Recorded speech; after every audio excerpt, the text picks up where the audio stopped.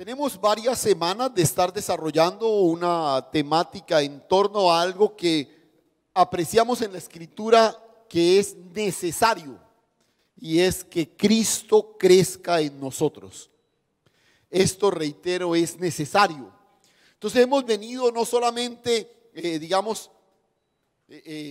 explorando la importancia que esto tiene, sino también tratando de ver cómo nos involucramos en el proceso de que Cristo crezca en nosotros. Miramos en los dos últimos domingos la historia de aquel hombre rico que llega a Jesús con la expectativa de la vida eterna, pero finalmente termina dando la espalda y yéndose cuando el Señor le dice: ven, sígueme tomando tu cruz. Y veíamos que esta declaración es probablemente una de las más claras, contundentes, pero también incluyentes demandas de Jesús, cuando nos desafía a ver el crecimiento de Cristo en nosotros. Y puntualizábamos: si yo quiero ver a Cristo crecer en mí, debo seguirle tomando la cruz. Entonces, este es el desafío. Ahora, miramos un poquito con nostalgia cómo este hombre, a pesar de todo lo bueno que era, por lo menos así lo describe la Escritura, termina yéndose, dándole la espalda al Señor. Entonces, los discípulos comienzan como a evaluar el compromiso de cada uno de ellos. Ellos ven que este tipo se va y dice: pero nosotros que hemos dejado todo, que te hemos seguido, que te hemos reconocido como el Mesías. Y observábamos que a pesar de todo lo que los discípulos han hecho, de esa demanda del Señor, les faltó una cosa. Ellos están con el Señor, o sea, han respondido al llamado de ven. Ellos han seguido al Señor por más de 3 años, o sea, sígueme. Pero esa última partecita, tomando tu cruz, es la partecita que les faltaba a ellos. Cuando el Señor los invitó a transitar por el camino de la cruz, recuerde que Pedro se le alborotó y le dijo: no, Señor, ¿cómo vas a morir? ¿Cómo vamos a morir? No, si estamos a un pelito ya estamos cerquita de alcanzar el objetivo. Porque ellos veían en Jesús el instrumento que los llevaría a la restauración de Israel. Entonces, recuerda que identificamos algo, que a pesar de que los discípulos amaban a Jesús, querían servir al Señor, llevaban más de 3 años siguiendo a Jesús, en el fondo de su corazón, ellos no solo servían a Jesús, sino que se querían servir de Jesús. Ellos querían que Jesús fuera la persona que cumpliera su sueño. ¿Cuál era su sueño? Ver a Israel restaurada como reino, ¿no? Ver a la nación otra vez en todo el poderío de antaño y floreciente otra vez. Ese era el sueño de sus corazones, un sueño nacionalista, un sueño de ver el reino de Israel otra vez. Entonces, identificaron en Jesús el tipo clave para eso. Este es el hombre, ¿cierto? Y otra vez, es el Hijo de Dios, es el Mesías prometido, pero es el que nos va a cumplir lo que nosotros queremos. Entonces, su genuino acercamiento al Señor tenía ya escondido en lo profundo de su corazón una expectativa de índole personal, mezquina, por así decirlo: la liberación de la nación, el florecimiento del reino de Israel. Mira, el Señor lleva más de 3 años tratando de explicarles la realidad del reino de los cielos. Fue a la cruz para mostrarles que Él era el Cordero de Dios que se presentaba como sacrificio. Después de 3 días resucita. Y ahora, después de haber resucitado, comienza a hablarles del reino de Dios. Y aún así, miren lo que ocurre. Acompáñenme al capítulo 1 de Hechos, por favor. Y vamos a estar ahí mirando el capítulo 1 del libro de los Hechos, observe lo que ocurre. Mire a la altura del verso 6. Entonces los que se habían reunido le preguntaron diciendo: Señor, ¿restaurarás el reino de Israel en este tiempo? Y les dijo: no os toca a vosotros saber los tiempos o las sazones que el Padre puso en su sola potestad. Escuche, este no es una pregunta de los discípulos cuando iniciaron el ministerio. No. Esta es una pregunta que los discípulos le hacen al Cristo resucitado. Hace 40 días que Cristo resucitó. Se les ha aparecido varias veces. Ha tenido literalmente clases con ellos acerca del reino de los cielos. Han sido expuestos a la cruz, a la resurrección.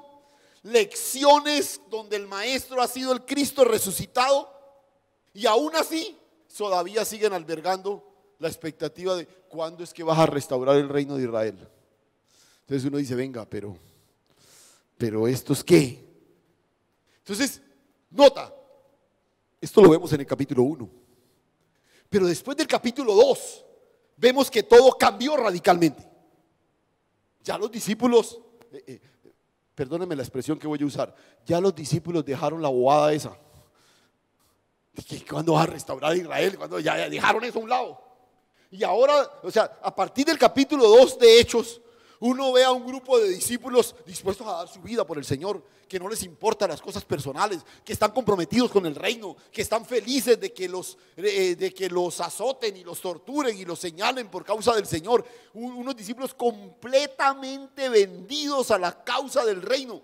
¿Qué pasó? ¿Qué fue lo que ocurrió? Y uno mira el capítulo 1 y observa que en el capítulo 1 están preguntando lo mismo todavía.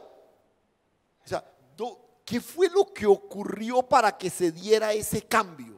Dicho de otra forma, ¿qué fue lo que ocurrió para que de una vez por todas tomaran la cruz y arrancaran a seguir al Señor? ¿Qué fue lo que ocurrió? Y creo que la respuesta está aquí, precisamente en ese capítulo 1. Ahí se dio la transición para que pudieran tomar la cruz. Y uno observa que en el libro de Hechos, esos discípulos asustados, que huían, que no sabían qué responder, pusilánimes, de doble ánimo, uno los ve, escuche, a Cristo creciendo exponencialmente en ellos. Algo ocurrió, algo sobrenatural pasó. Ya no están pensando en que Israel y cuándo nos vas a volver otra vez al sueño de nación y todo lo demás. No. Ahora están completamente comprometidos con el propósito eterno de Dios. Yo les decía, esta fue parte de nuestra conclusión el domingo anterior.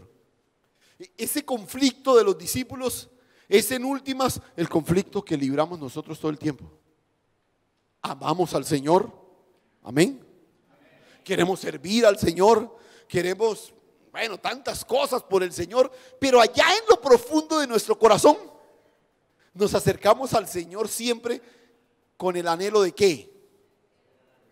De que nos dé lo que nosotros queremos, de que cumpla lo que nosotros anhelamos. Señor, sí, yo te sirvo, tú sabes que yo soy fiel, pero no se te olvide el milagrito que te estoy pidiendo, Señor. ¿Sí? Y mira, quiero invitarles hoy a que tratemos de observar qué fue lo que ocurrió en ellos para que se diera ese cambio tan radical. Porque repito, este puede ser el patrón, el derrotero para nosotros, poder identificar la ruta que ellos transitaron para que de una vez por todas, usando la misma expresión, dejemos la bobada esa y por fin tomemos la cruz y entendamos que realmente ganar la vida es perderla en Él y que nada es más gratificante que eso. Amén. Entonces, ahí en el texto yo pude identificar tres cosas que ocurrieron con ellos y que, repito, es las que quiero que observemos hoy. No pierda de vista. Tres cosas que fueron como el catalizador para ese radical cambio que se dio. Otra vez, no es que eran malos, no, amaban al Señor, que servían al Señor, le siguieron por más de 3 años, pero seguían pensando en lo que ellos querían. Pero aquí, después de eso, no, ya no les importaba nada de ellos. Estaban completamente conectados con el propósito eterno. ¿Qué ocurrió? ¿Cómo fue que se dio esa transición? Entonces, repito, 3 cosas que yo puedo identificar ahí en el texto y que quiero que me acompañe en esta mañana a que la revisemos juntos. La primera la he llamado una poderosa comunión con el Espíritu Santo. Una poderosa comunión con el Espíritu Santo. Amén. Mire, por favor, bueno, tome nota ahí de este primer aspecto. Pero quiero que note incluso, porque he tratado de escoger intencionalmente las palabras, una poderosa comunión con el Espíritu Santo. Observe un momento el versículo 4. Recuerde, estamos en el capítulo 1 de Hechos. El texto dice que Él se les apareció y estuvo con ellos. Y dice, y estando juntos, verso 4, les mandó que no se fueran de Jerusalén, sino que esperasen la promesa del Padre, la cual les dijo, oísteis de mí. Porque Juan ciertamente bautizó con agua, mas vosotros seréis bautizados con el Espíritu Santo dentro de no muchos días. Quiero hacer una aclaración antes de que ya nos metamos de lleno en el texto. Vamos a tratar de observar algunos detalles que están en el texto, pero no quiero que usted convierta esta exposición en una especie de ejercicio de curiosidad bíblica, porque vamos a mirar algunos detalles llamativos, pero no lo vamos a hacer por un asunto de curiosidad. Yo soy un convencido que aún los detalles que están, que fueron registrados en la revelación, es porque Dios quiso comunicar algo a través de ellos. Entonces, más allá de ponernos a excitar la imaginación y la curiosidad, es a tratar de observar qué hay detrás de esos detalles. Y en este capítulo 1 hay particularmente varios detalles llamativos. A ver, el primero sobre el cual quiero llamar tu atención es precisamente esto que el Señor menciona aquí. Y te hago una pregunta para que lo identifiques. Si alguien te aborda por ahí por la calle y dice, ay hermano, usted que es cristiano evangélico, usted de pronto me va a resolver esta pregunta, y te pregunta, según la Biblia, ¿cuál es la promesa del Padre? ¿Tú qué le contestarías? ¿Cómo? Cristo. ¿Sí o no? ¿Todos están de acuerdo con eso? Claro, amén. La promesa del Padre es el Hijo. ¿Sí? O sea, este es un asunto irrebatible. O sea, la promesa del Padre es el Hijo. Sin embargo, escuche otra vez. Estando juntos les mandó que no se fueran de Jerusalén, sino que esperasen la promesa del Padre. ¿Quién está diciendo eso? Jesús.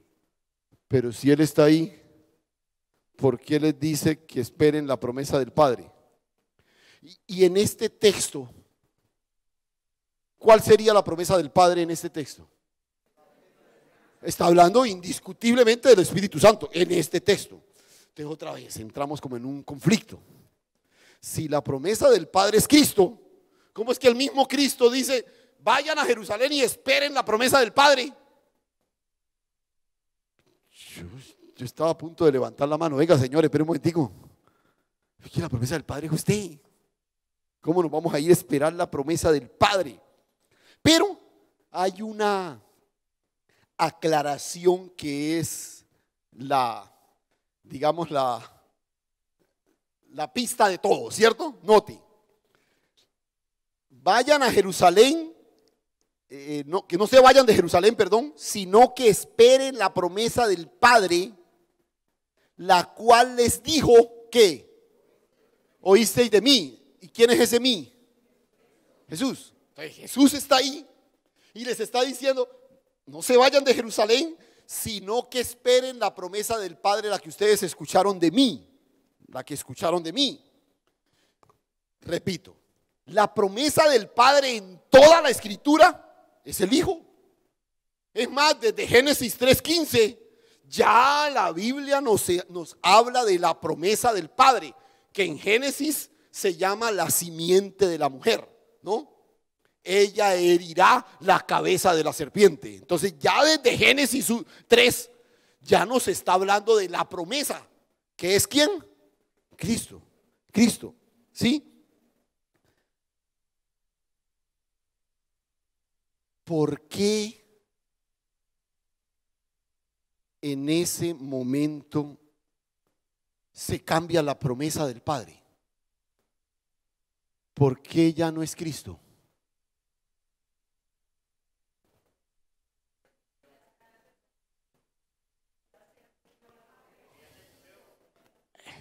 Sencillo, vea. A ver, si yo le digo a usted, por ejemplo, uy, esta semana paso por su casa y vea, le prometo que le pago la platica esa que le debo. Esta semana le pago la platica que le debo. ¿Sí? Usted dice, uy, el pastor me hizo la promesa de que esta semana me paga. ¿Sí? Pero yo paso por su casa y le llevo la plata. ¿Cierto? Y le pago. Entonces, la siguiente semana, ¿usted está esperando que el pastor vaya y le cumpla la promesa de pagarle la platica que le debía? ¿Por qué no? Ah, porque ya le pagó. Anote, por favor, ya le pagué. Anote ahí que no me vaya a olvidar. ¿Sí? Escuche. Cristo Jesús está ahí con ellos. Cristo es la promesa del Padre. Pero si está ahí con ellos, escúcheme, ya no es promesa. Ya no es promesa. ¿Por qué? Porque está ahí, porque se cumplió. Se cumplió. Entonces ya el Hijo no es la promesa del Padre, porque ya el Padre lo dio. Ya el Padre cumplió trayendo al Hijo. Entonces el Señor les dice, pero hay la promesa del Padre que ustedes escucharon de mí. Y escúcheme, esta es la aclaración importante para hacer. Ojo, la promesa del Padre anunciada por la ley y los profetas es el Hijo. La promesa del Padre anunciada por Jesús es el Espíritu Santo. Ambas son promesas del Padre. ¿Sí ves? Pero otra vez, en el progreso de la revelación, recuerde que la revelación es progresiva. O sea, se va abriendo poco a poco para que la podamos percibir. Entonces, primero el Padre anuncia la promesa que alcance su cumplimiento en el Hijo. Y luego llega el Hijo y dice, pero el Padre les tiene una promesa también. El Espíritu Santo. ¿Sí ves? Entonces, no es que no hay una contradicción. Hay un avance en el progreso de la revelación. Ya Jesús está ahí. Pero ahora Jesús les dice, quédense en Jerusalén y esperen la promesa del Padre, la cual yo les anuncié. Y Él se las había anunciado. El Señor ya les había hablado del Espíritu Santo. Es más, ya había soplado sobre ellos para que reconocieran su presencia. Ahí en Juan capítulo 14, Juan 14, 16, dice, y yo rogaré al Padre y os dará otro consolador para que esté con vosotros siempre, para siempre. El Espíritu de verdad, el cual el mundo no puede recibir porque no le ve ni le conoce. Pero vosotros le conocéis porque mora en vosotros y ¿qué? y estará en vosotros. Les está anunciando ¿qué? Algo futuro. Les está prometiendo algo. El Espíritu Santo estará en vosotros. Repito, tenga eso presente. Jesús es la promesa del Padre anunciada por la ley y los profetas. Pero el Espíritu Santo es la promesa del Padre anunciada por Jesús. Incluso esta cita de Hechos 1, Jesús está apelando a una declaración literal que les hizo en Lucas 24. Lucas 24, 49 les dijo: he aquí, yo enviaré la promesa de mi Padre sobre vosotros, pero quedaos vosotros en la ciudad de Jerusalén hasta que seáis ¿qué? Investidos del poder desde lo alto. O sea, la promesa del Padre anunciada por los profetas está aquí, soy yo. Pero yo tengo otra promesa del Padre para ustedes. Pero esperen en Jerusalén hasta que sean investidos con el poder de lo alto. Les hago la pregunta, aunque ya la contestaron muy bien. Jesús era la promesa del Padre para ellos en ese momento, o mejor dicho, no. Jesús era la promesa del Padre para ellos en ese momento. No, porque ya era cumplimiento. El Espíritu Santo sí, porque fue en el capítulo 2 que descendió para morar en ellos para siempre. Yo les pregunto, ¿el Espíritu Santo es la promesa del Padre para nosotros hoy?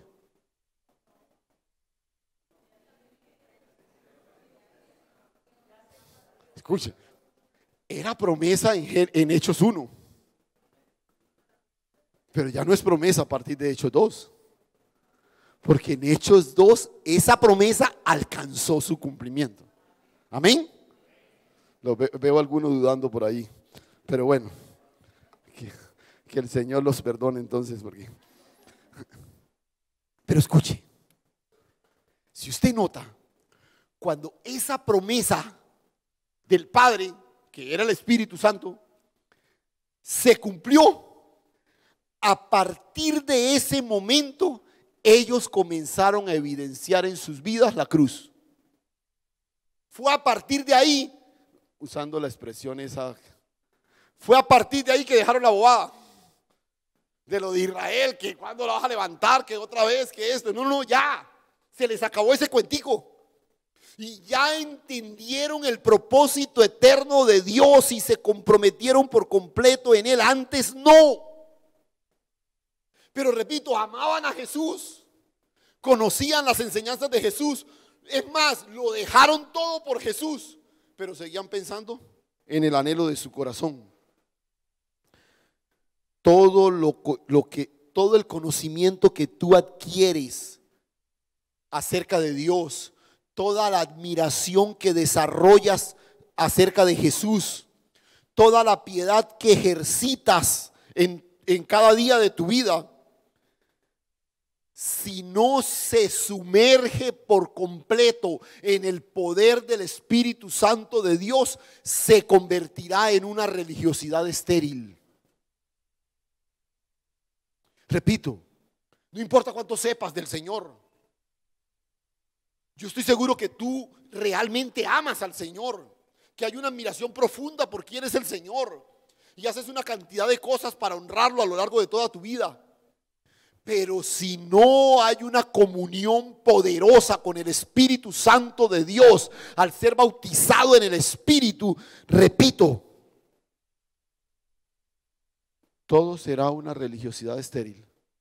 Porque ahí en lo profundo de tu corazón siempre prevalecerá tu preocupación por lo que tú quieres. Por lo que tú quieres. Se lo voy a decir de esta forma. Mientras no tengamos una comunión profunda con el Espíritu Santo, será imposible ver a Cristo crecer en nosotros. Para que Cristo crezca y nosotros menguemos. Escuche, yo debo ser literalmente ahogado en la plenitud del Espíritu. Y uso la expresión ahogado porque recuerde que nuestro problema es tomar la cruz. Nuestro problema es transitar por el camino de la muerte. Por eso Pablo después menciona que somos sepultados en su muerte por el Espíritu. Yo necesito ser bautizado en el Espíritu, sumergido en el Espíritu. Y otra vez, esto no tiene que ver con un ritual esotérico ni nada de esas cosas. Esto tiene que ver con cultivar una poderosa comunión con el Espíritu Santo de Dios, la promesa del Padre anunciada por Cristo. Este grupo de discípulos había visto la cruz. Este grupo de discípulos fueron testigos de la resurrección, pero necesitaban ser investidos por el poder de lo alto. Escúchame, el crecimiento de Cristo en nosotros no va a comenzar el día en que terminemos esta serie de enseñanzas.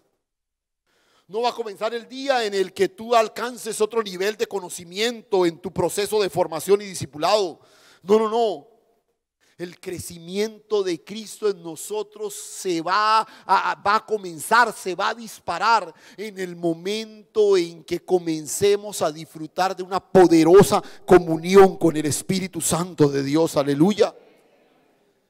Cuando el impulso de lo que yo quiero sea reemplazado por el poder del Espíritu Santo que me hace testigo. Y recibiréis poder cuando haya venido sobre vosotros el Espíritu Santo. ¿Y qué? Y me seréis testigos.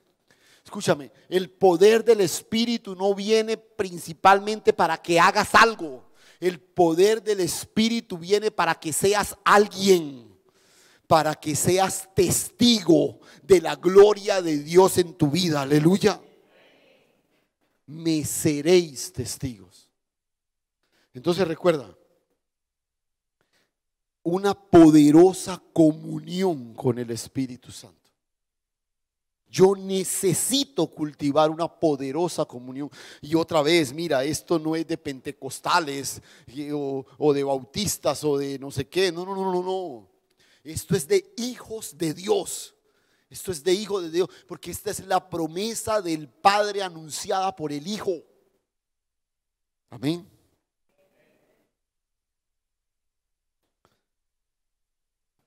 Segundo, te hablé de 3 cosas que identificamos en esa transición. Entonces, necesitas dejar de ver el Espíritu Santo como una doctrina que la iglesia estudia y comenzar a tener una comunión poderosa con la manifestación gloriosa de Dios, que es el Espíritu Santo. Amén. Pero lo segundo tiene que ver con algo que he llamado, escuche, una transición real a un nuevo pacto. Una transición real a un nuevo pacto. Una poderosa comunión con el Espíritu Santo. Y lo segundo que yo identifico que ocurrió con ellos fue una transición real a un nuevo pacto. ¿Cuántos han sido insertados en ese nuevo pacto? No, no creo que alcanzaron los 10, ¿cierto? Ni los 10. ¿Cuántos han sido insertados en ese nuevo pacto? Amén, gloria al Señor. Mire un momento el versículo 12. Entonces volvieron a Jerusalén desde el monte que se llama del Olivar, el cual está cerca de Jerusalén, camino de un día de reposo. Y entrados subieron al aposento alto, donde moraba Pedro y Jacobo, Juan, Andrés, Felipe, Tomás, Bartolomé, Mateo, Jacobo, el hijo de Alfeo, Simón el celote y Judas, hermano de Jacobo. Todos estos perseveraban unánimes en oración y ruego con las mujeres y con María, la madre de Jesús, y con sus hermanos. Escuche.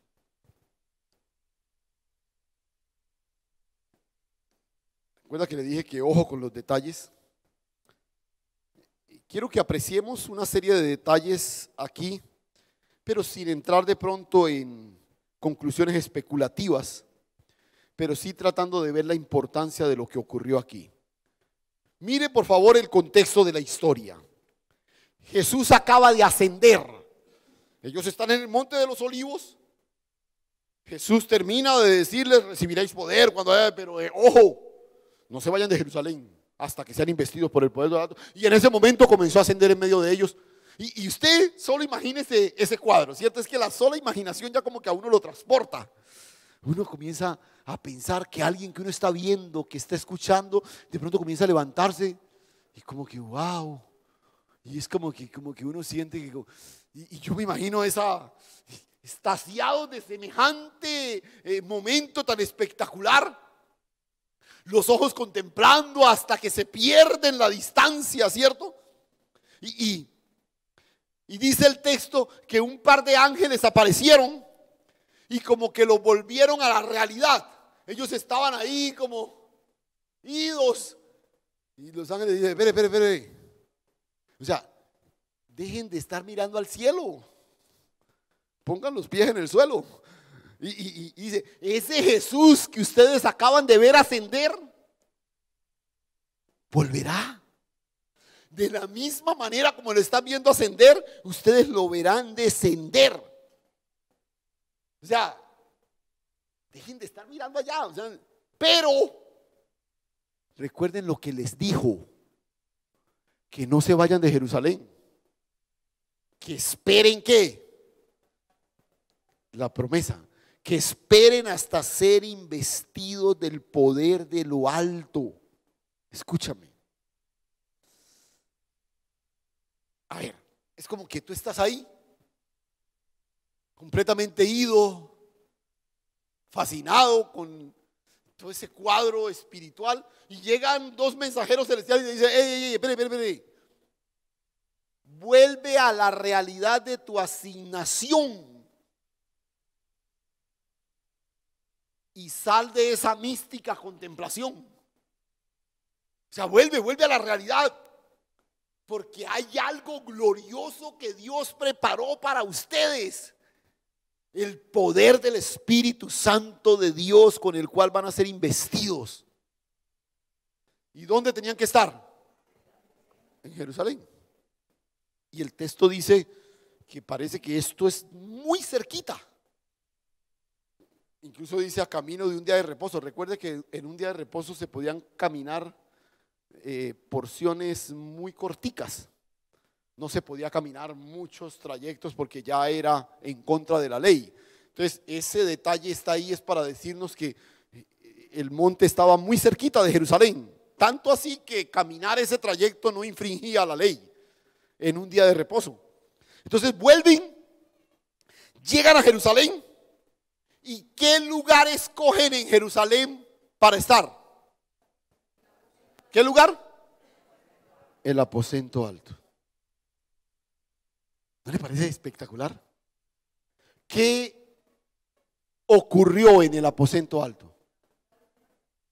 ¿Qué había pasado en el aposento alto? Lo que nosotros conocemos como la última cena, ¿sí? Y mira, ahí el Señor había celebrado la cena pascual con sus discípulos. La noche o la tarde noche previo a su arresto, el día antes de su crucifixión. Y ellos llegan al aposento alto. ¿Cuánto tiempo había pasado desde la última vez que estuvieron ahí con Jesús? ¿Cuánto? Sí, más o menos, un poquito más de mes y medio, más o menos. ¿Sí? Había pasado desde... Pero para ellos ese lugar tenía un significado muy profundo. Escuche, fue el último escenario en el que estuvieron disfrutando de un tiempo de comunión con su maestro. Todo lo que Jesús dijo en el aposento alto tenía una trascendencia especial para ellos, sobre todo en su futuro peregrinar sin su maestro. Porque todas las enseñanzas de Jesús a lo largo de los 3 años les ayudó a acompañarle en su ministerio. Pero cuando Jesús les habló en el aposento alto, los preparó para enfrentar ahora el desafío ministerial sin la presencia corporal de Jesús con ellos. Ahora, solo imagínense llegar a ese lugar. Todos los recuerdos que comenzaron a invadirlos en ese momento. Yo me imagino que cada uno de los discípulos como que se fue ubicando donde estaba sentado esa noche. Y yo estaba aquí y el Señor estaba allá. Y yo recuerdo cuando Él mencionó lo de Judas, ¿cierto? O sea, muchas cosas pasaron en el aposento alto. Esa cena conmemorativa que ellos vivieron con Jesús fue cargada de mucha emoción.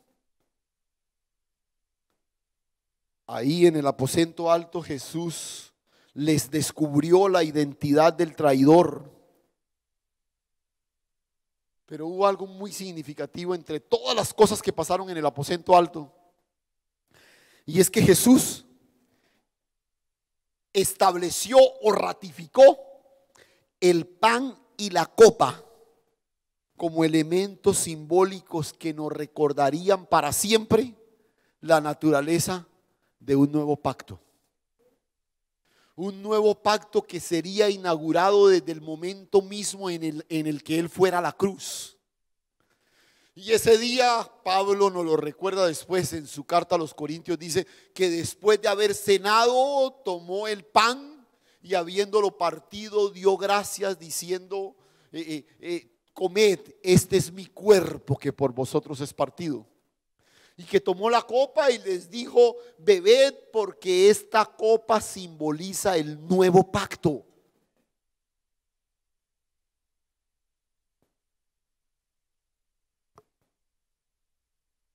¿Qué representaba eso? Ellos hacían parte de un pacto antiguo, un pacto que descansaba en rituales, en sacrificios, en ofrendas, en tratar de cumplir rigurosamente una ley. Atrás quedaba todo ritualismo ceremonial del antiguo pacto, todo el esfuerzo humano por alcanzar el favor de Dios. Ese lugar, el aposento alto, representaba precisamente eso, la nueva realidad que estaba sobre ellos a partir de ese momento. Ahora la comunión con Dios no se daría a través del cumplimiento de leyes, a través de presentarse en medio de un ritual para tratar de alcanzar el favor del Señor. Ya las leyes esculpidas en tablas de piedra eran irrelevantes. Ahora la ley estaba escrita en el corazón de cada uno de ellos. El pan y la copa no serían a partir de ese momento simples elementos de un ritual. El pan y la copa a partir de ese momento nos recordarían a todos los hijos de Dios el cuerpo y la sangre de Jesús. Y eso significaba que nada es más importante que Él. El antiguo pacto ponía su importancia en los sacrificios, en los rituales, en las ofrendas, en los altares. Pero ahora el nuevo pacto estaba diciéndonos, nuestro único enfoque es ¿quién? Cristo. Cristo. Regresar al aposento alto, estar ahí, era recordar todos esos detalles de ese discurso final. Yo me imagino a alguno de ellos diciendo, ¿recuerdas cuando nos dijo tal y tal cosa? ¿Recuerdas cuando nos habló de esto? Cuando nos mencionó aquello. Si ustedes me permiten la analogía, el nuevo pacto es como la sala de maternidad donde, el aposento alto Es como la sala de maternidad donde el nuevo pacto dio a luz. Ya había sido anunciado, ya había sido profetizado, pero ese día ahí en el aposento alto, el nuevo pacto se iluminó a través de todas las indicaciones del Señor. Era necesario volver al aposento alto. Era necesario volverse a ubicar ahí. Había transcurrido casi mes y medio desde aquella inolvidable cena y ahora estaban nuevamente ahí en el aposento alto. Ningún lugar más indicado para comenzar esta nueva travesía que precisamente el aposento alto. Escúchame, te dije en el encabezado de este punto, yo necesito vivir una transición real al nuevo pacto. Una transición real al nuevo pacto. Te lo digo de otra forma. Yo necesito pasar de la legalidad de lo que Cristo hizo a la realidad de lo que ahora vivo.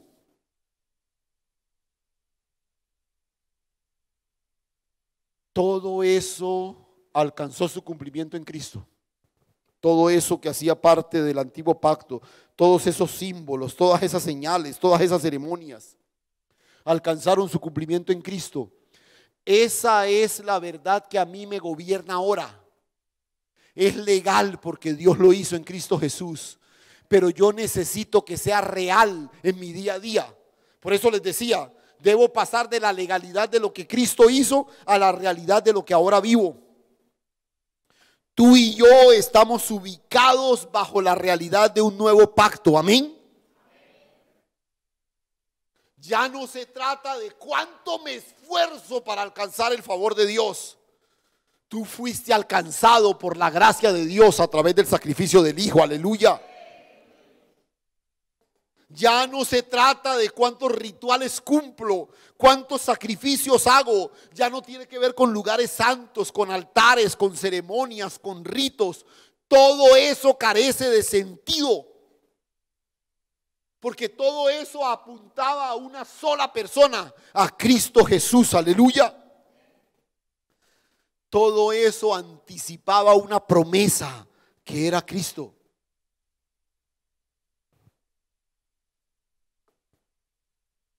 ¿Cuál es el punto aquí? Yo necesito hacer una transición real al nuevo pacto.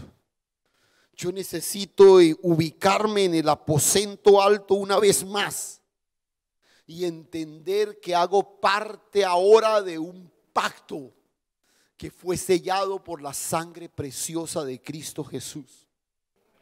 Ya no puedo seguir cultivando una relación con Dios mediada por mis piadosos chantajes. Sí, Señor, yo voy a ser fiel, Señor. Tú sabes que yo me esfuerzo, pero recuerda que yo necesito también que tú me des una manito con eso que te estoy pidiendo. Y es irónico, o sea, absurdo. Intentamos como chantajear a Dios. No, mira, Señor, si tú me respondes con esto, yo, vea, no solamente voy a ir todos los domingos, sino que voy a llegar temprano. Y hasta los miércoles, Señor, voy a estar allá. Voy a ser fiel, voy a ayudar a los necesitados. Es más, voy a subir el diezmo al 15, Señor. Y intentamos chantajear a Dios como si, escúchame, tú has sido establecido en un nuevo pacto. Ninguno de tus esfuerzos, por piadosos que se disfracen, alcanza el favor de Dios, porque en este pacto fuimos alcanzados por su gracia. Fuimos alcanzados por su misericordia, gloria a Dios. Y escúchame, yo no voy a poder experimentar el crecimiento de Cristo en mí si todavía sigo viviendo la realidad de un antiguo pacto. Si todavía sigo creyendo que debo hacer esto, que estoy esforzarme por aquello, sin abandonarme en los brazos del Señor y disfrutar de la nueva realidad que me gobierna, yo no voy a poder ver el crecimiento de Cristo en mí. Necesitamos volver al aposento alto.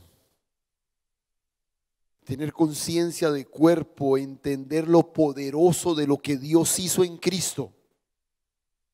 Y que todo lo glorioso, escucha, en el antiguo pacto, todo lo espectacular que el hombre experimentaba se daba en el marco de una ceremonia, en el marco de un ritual, en el marco de un lugar santo, en el marco de un sacrificio piadoso. Pero ahora, en el pacto en el que tú y yo estamos, todo lo poderoso de Dios con nosotros ocurre en nuestro interior. En nuestro interior.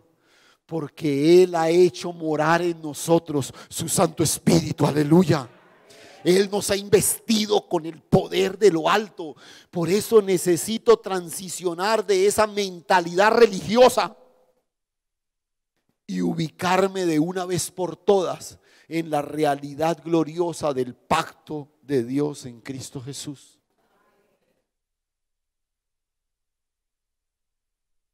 Una comunión poderosa con el Espíritu. Y una transición real al nuevo pacto. Necesitamos volver al aposento alto. Escuche. Ubicados en el aposento alto, recordando, trayendo a memoria todo lo que el Señor había dicho tocante a la promesa, estaban listos para ser investidos del poder de lo alto. Pero les dije que eran 3 cosas. Hubo una cosa más que ocurrió para que se diera esta transición en ellos. Y simplemente toma nota de esto. Este tercer aspecto. Necesitamos una conciencia de elección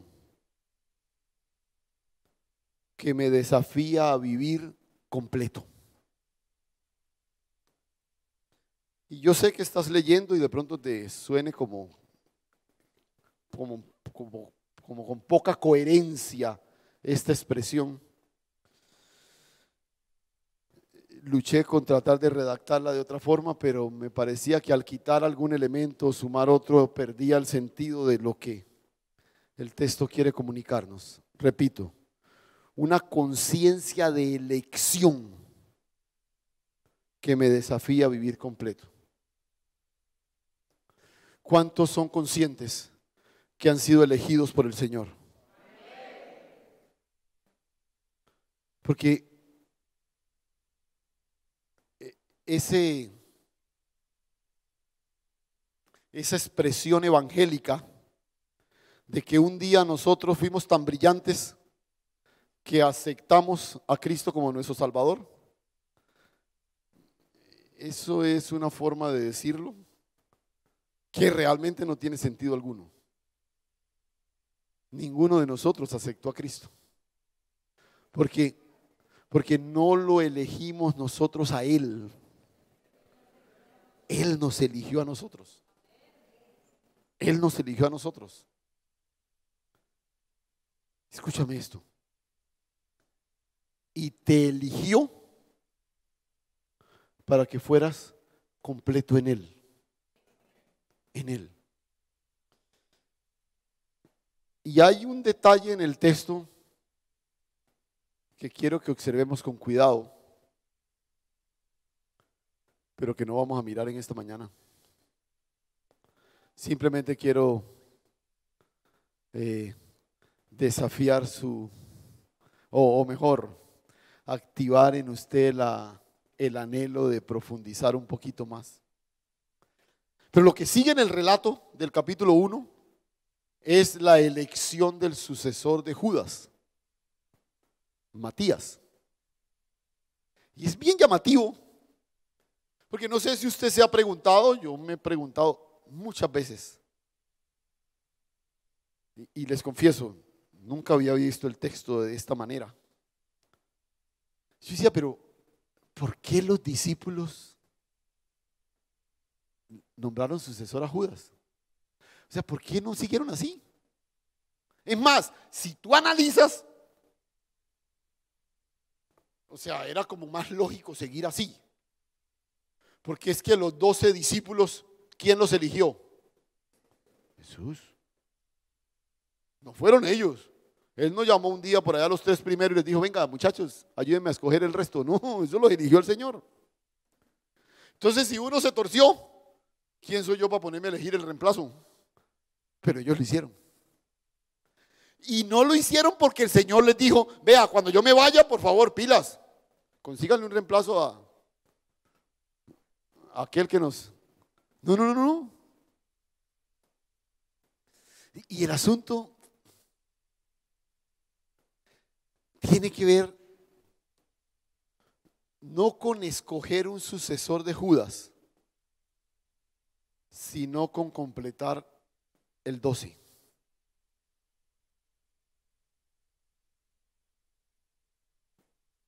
Y es que hay algo especial en torno a lo que este número representa. Y otra vez, más allá de cualquier especulación de numerología bíblica,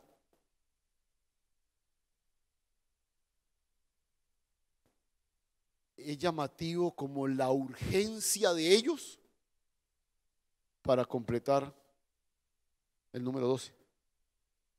Y por favor, sáquese de la cabeza el 12 como una cifra numérica y trate de pensar en el 12 como un sentido especial de la revelación de Dios. Escuche, ojo, Jesús se va, vayan a Jerusalén, van a Jerusalén y llegan al aposento alto, porque ahí ¿qué va a pasar? Van a ser investidos de lo alto. Eso va a pasar en cualquier momento, apúrenle. Venga, nombremos al sucesor de Judas. Y después vamos a mirar algunos detalles de eso. Pero nombremos al sucesor de Judas antes de que venga. A uno le da la impresión como un lector desprevenido que no podía ocurrir el descenso del Espíritu, la venida del Espíritu, sin que se diera. Pero lo curioso es que Jesús no les manda que hagan eso. Pero ellos tienen conciencia de que es urgente hacerlo. Ellos necesitan completar el 12.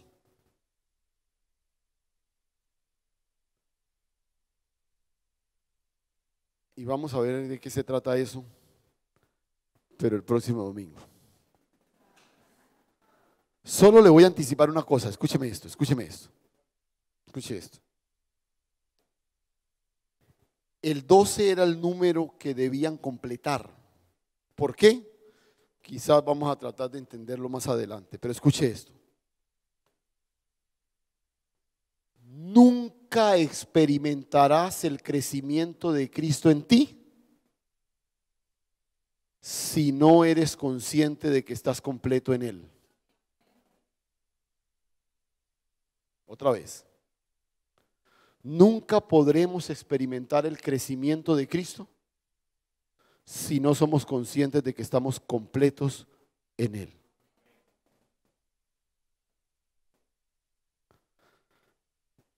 Pero hay muchos detallitos ahí y no quiero